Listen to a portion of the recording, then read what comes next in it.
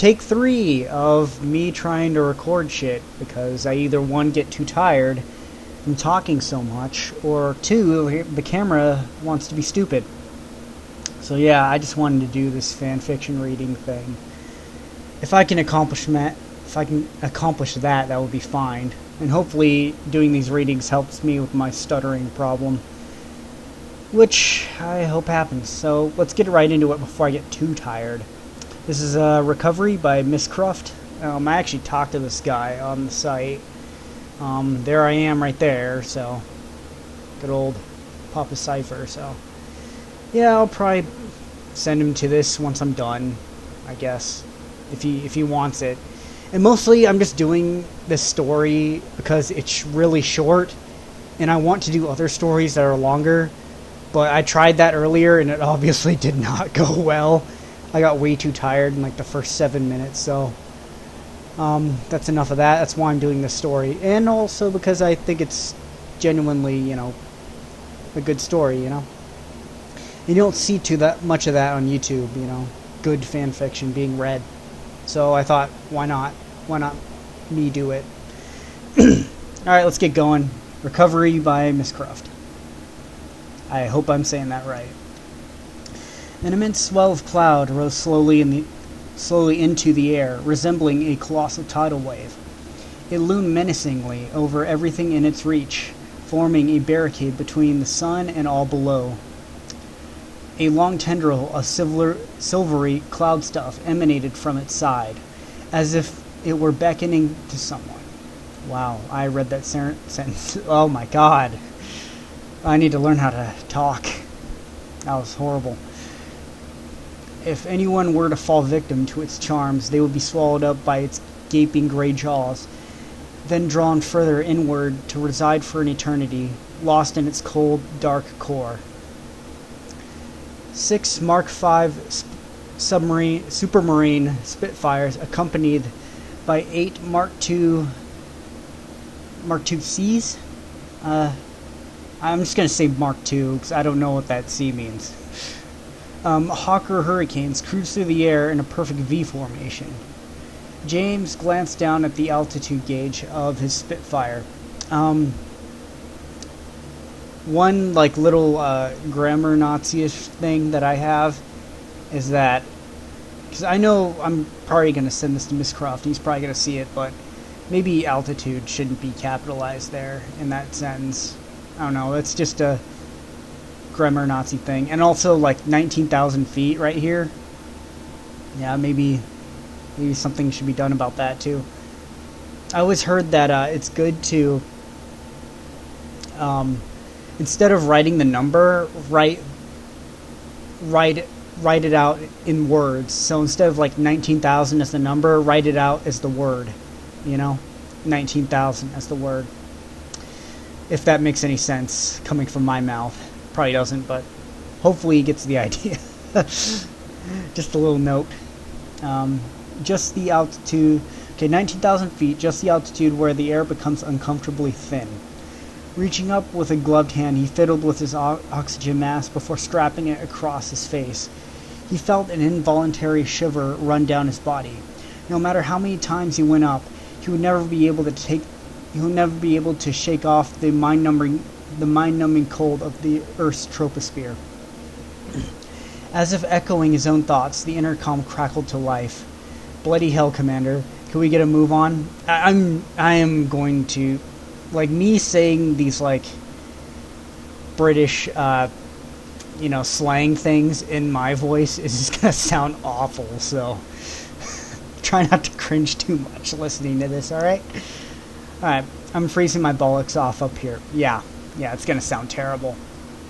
The ever-jovial tones of Chester Winningham were recognizable to James instantaneously. Winningham, that's quite a name. He turned to look at the hurricane on his left. Their tightly packed formation meant he couldn't have been any further than 10 meters away from it.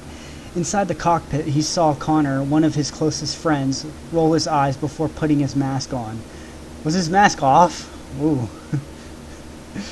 I don't know.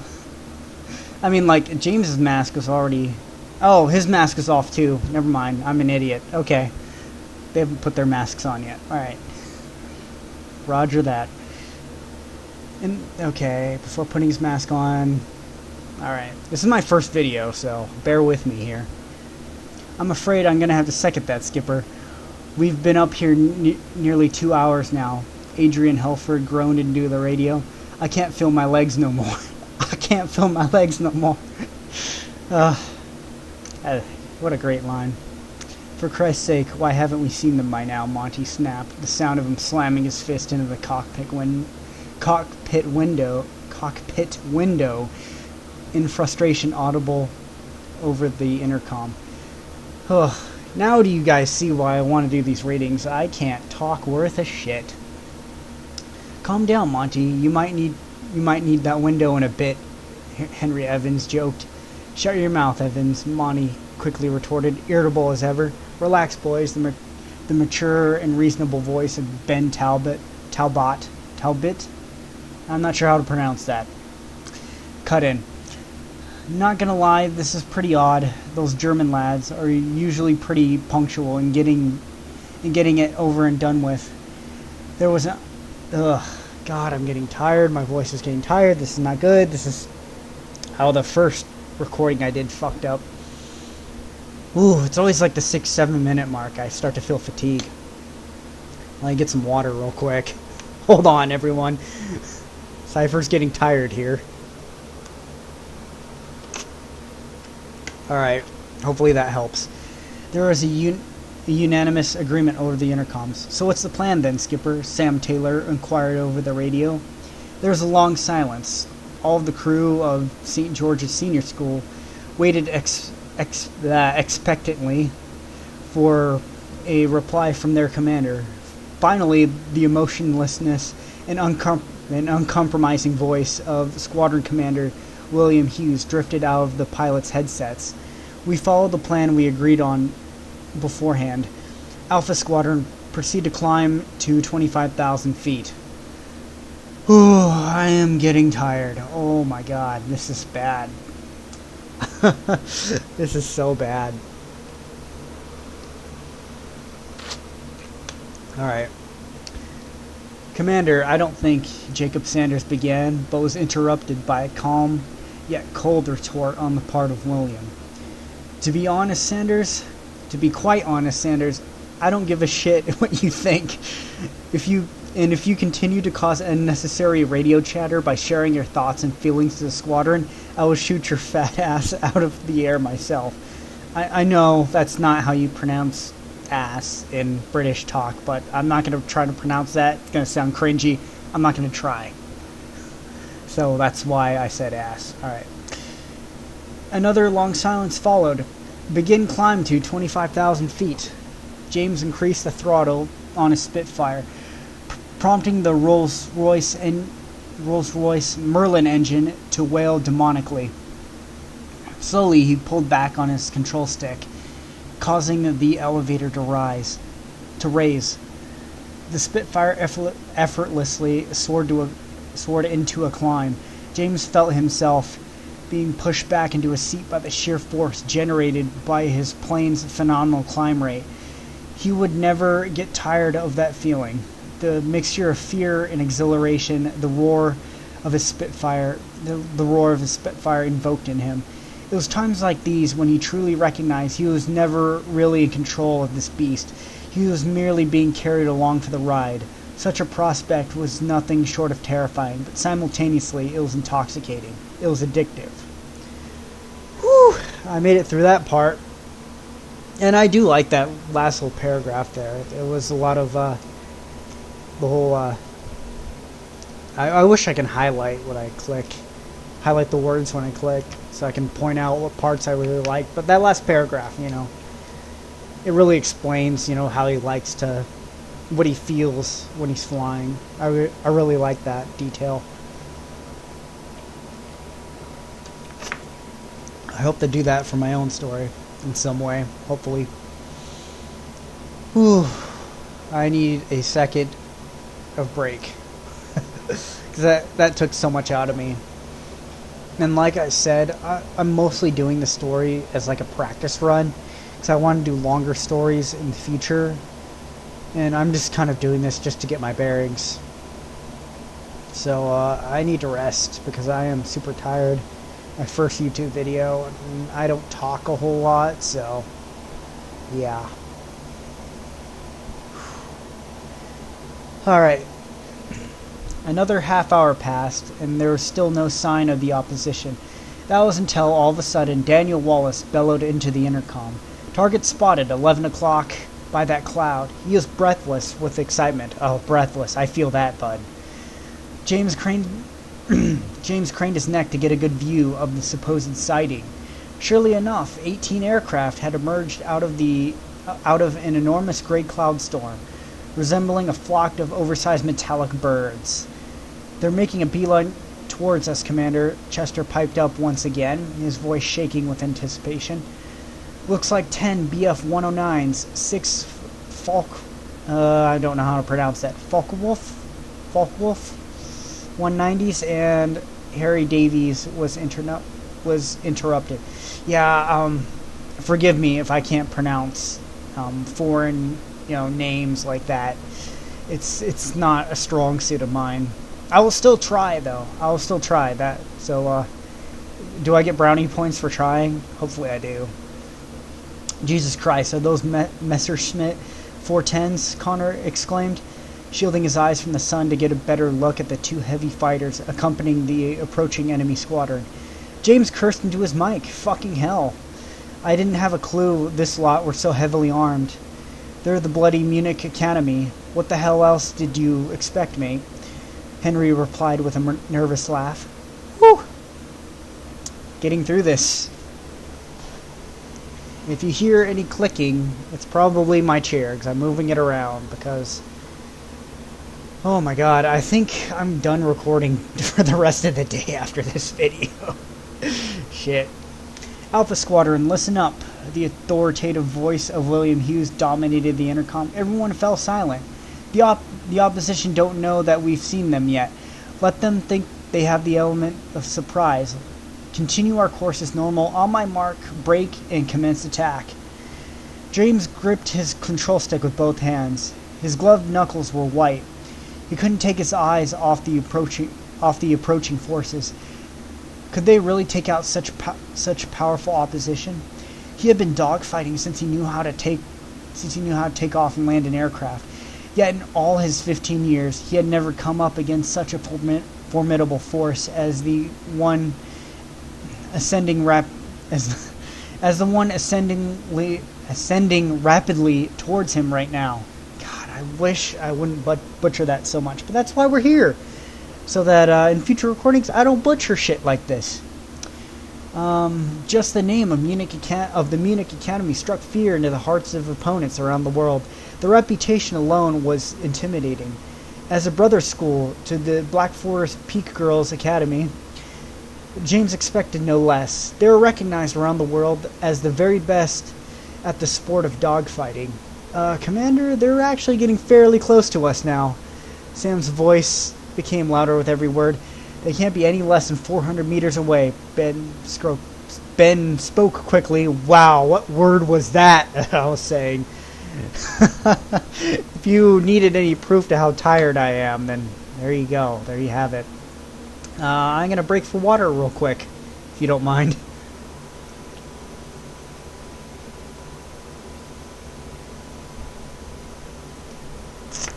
Ugh. Ooh. Ooh. Oh my god. I'm halfway done, right? Good. Hold your course, the commander's voice shook ever so slightly. James could see the inscriptions on the enemy's aircraft. His eyes glazed over all of them, searching for one number in particular. All of a sudden, he found it. His breath hitched in his throat. 363, that was him. Reinhard Schneider, the Munich Academy ace. He was a year older than James, but was already hailed as one of the best pilots the sport had ever seen. James had been watching him religiously for the past 3 years. He was clinical in his maneuvers, astonishingly accurate in his aim. There was not a single aircraft that had ever emerged victorious in a dogfight with him. James had seen him take down entire squadrons by himself. It was a fact of life known by boys competing in dogfighting all around the world. If you ran into Reinhard Schneider, you were going to be shot down. Oh my god. Whew, taking down entire squadrons by himself, huh? He's got the Ace Combat protagonist plot armor there. That's what it reminds me of, at least. That's the first thing I think of when I see that. Ugh. I gotta get through this chapter. I can do this. The little train that could. Alpha Squadron, break up my mark. James raised his throttle, preparing to follow the maneuvers he had been rehearsing for the past several years. Remember, this is the final. We have one shot. We've put too much into this competition to come out here and be humiliated. Oops. Oof. If we win, we will be the first team in the history of St. George's School to have won the World Championships. We will break Munich Academy's winning streak. The world is watching us. All eyes are on us. We cannot lose. William was interrupted by a series of 50 cal rounds ripping past his plane, missing his fuselage by mere inches. Alpha Squadron, break formation. James yanked his control stick backwards and to the left, simultaneously ascending and rolling his Spitfire. For a moment he was weightless. Everything below him appeared to freeze up. His eyes glazed over the chaotic scene below him. Tracer bullets ripped through the air, leaving blood-red and acid-green trails in their wake. Messerschmitts and Hurricanes performed a dizzying acrobatic waltz. Mangled chunks of aircraft spiraling downwards to the earth, torn and butchered by the unrelenting force of steel bullets. In the midst of this pandemonium, James spotted his target, a stray Focke-Wulf 190. I don't know how to pronounce that. That's irking me. He slammed the throttle to full power, sending his Spitfire hurling downwards toward the fray. James gritted his teeth, struggling to bear the immense G-force of such a maneuver was putting his body under. He pulled his control stick ever so slightly toward him, pitching the Spitfire upward. The Focke-Wulf was just about in his crosshairs. Wait for it, he whispered to himself. Just a little longer. He was itching to squeeze the trigger and unleash the rolling thunder of his 8.303 Browning machine guns. God, I'm getting lightheaded right now. I'm not lying to you guys. I'm not lying right now. I'm so lightheaded from trying to read all this. Dude, this is not going to be fun. Oh my god. Yeah, I'm so lightheaded right now. Well, I don't know if it's because I'm trying to talk so much, or if it's because I'm trying to talk so fast. I don't know what it is. Well, yeah, I don't know how to edit, so I can't cut any of this. So. Whew, I'm super tired. Maybe some water will help. Hopefully. Dude, I am actually getting like... Dude, I'm drained right now. This is not good. Holy shit. Yeah, I'm probably not going to be doing another video today. I'm probably going to wait until tomorrow to do another one. Probably when I like first wake up and I'm nice and rested and shit. God. Alright, where was I? Alright, yeah, Browning machine guns. Alright, come on then, you German bastard, he spat.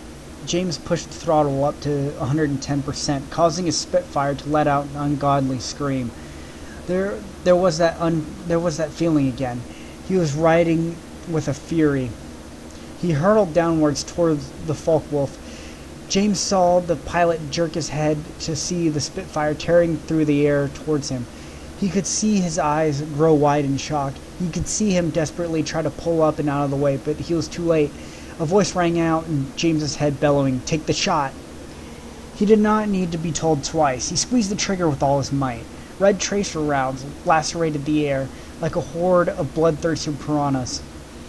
They devoured the fuselage of the Focke-Wulf, ripping and hacking at its wings. By the time James stopped firing, the flaming hulk of mutilated metal in front of him was barely recognizable as a plane. The cockpit sprung open and the pilot ejected. James pulled up to avoid the falling wreckage that was once a Focke-Wulf. In doing so, he flew directly past the ejected pilot. For a split second, they had eye contact, each boy glaring at the other. As James began to climb again, I'm pretty sure he meant to say began. He looked in his rearview mirror. He saw the flaming wreckage of the Focke-Wulf careening back down to the ground, followed by its pilot, whose parachute had just deployed. "Fix that, dickhead," James quipped to himself with a smile of glee. His moment of triumph was short-lived. Suddenly, a green tracer round shot past his window, several of which ripped directly through his fuselage. Swearing into his oxygen mask, he yanked on his control stick, rolling the plane in an evasive maneuver. He looked into his rearview mirror. Behind him were two planes. Tailing him was a BF-109, and trailing behind it was the hulking silhouette of an ME-410. Oh my god, what is that word? Benz? Oh my god. I can't say that shit, dude. Give me a fucking break. I can't say that. Oh my god. Engines shrieking satanically, his headset crackled to life. "James, you've got two hostiles on your 6. It was Connor. James spun his head to the right and to see his Hurricane trundling along through the air. His plane had evidently taken a bit of a beating and was trailing light gray smoke. Upon closer inspection, he could see that the Hurricane was flying slightly lopsided. "Oh, he's been hit. That's not good." "Connor, you've taken some hits, mate," James replied into his mic. "Never mind me. Get the fuck." Connor was cut off by more rounds ripping through the air, just grazing his left wing. "Jesus Christ!" James grabbed the stick and yanked it to the right. Those weren't tracer bullets. They were cannon rounds. The ME-410 had got a shot on him and had missed by the smallest margin. "James, you've got to lose that 410. If he gets another shot on you, you're fucked." The BF-110 let loose another volley of tracer rounds. The shot didn't get anywhere close to his aircraft, but shocked him into action. "Connor, I'm going to try and lose the 410 in that cloud over at 10 o'clock. What about the BF-109? Maintain your altitude. I'll lead him right up to you." Connor took some time to process this and reply, "All right, go for it." "I'm going in." James sharply pushed his stick forward, forcing his Spitfire to enter a steep decline. As he predicted, the BF-109 followed. Unfortunately, so did the 410. James grabbed the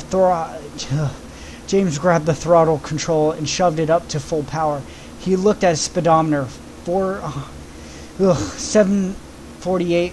748 kilometers per hour. Holy shit, I'm getting lightheaded. God damn. Thank God I'm near the end. Holy crap, dude. I need a lot of practice before I actually get like somewhat.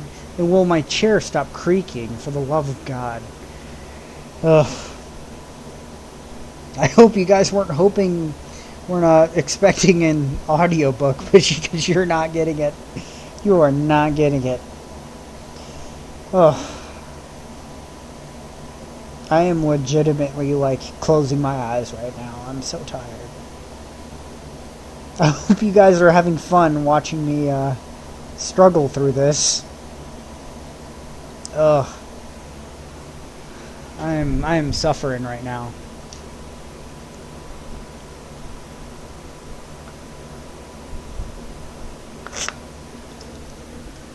Alright.